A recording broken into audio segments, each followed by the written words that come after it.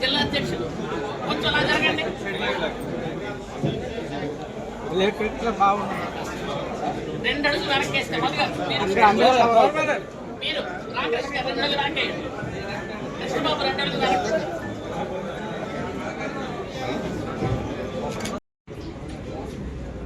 ఈ ఎన్నికలు టీచర్స్ ఎన్నికల సందర్భంగా ఈ సమావేశం ఏర్పాటు చేయడం వలన అందరూ కూడా ఒక అవేర్నెస్తో పనిచేయాలని మన గిరిజన శాఖ మంత్రివర్యులు గుమ్మడి సంజయరావు గారు ఆధ్వర్యంలో ఈ సమావేశం ఏర్పాటు చేయడం జరిగింది.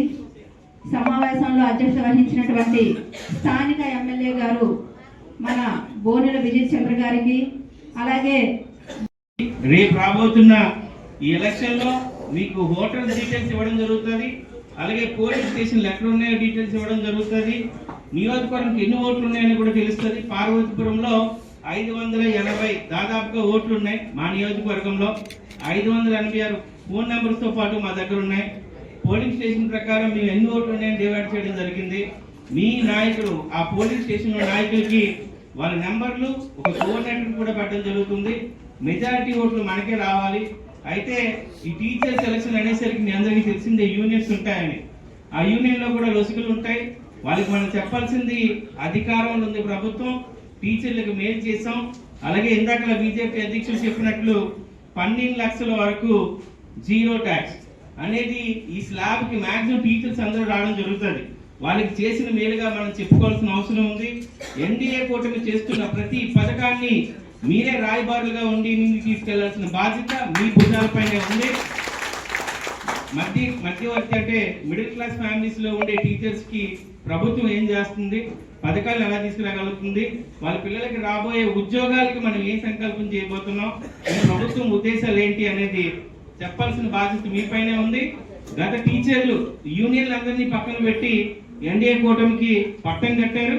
ఇప్పుడు ఈ ఎమ్మెల్సీ ఎలక్షన్ లో కూడా వాళ్ళని కూడా మనం మాట్లాడి గ్రామాల్లో మాట్లాడాల్సిన అవసరం అయితే ఉందని మరొకసారి తెలియజేస్తున్నాను. గుర్తు చేస్తే చాలు.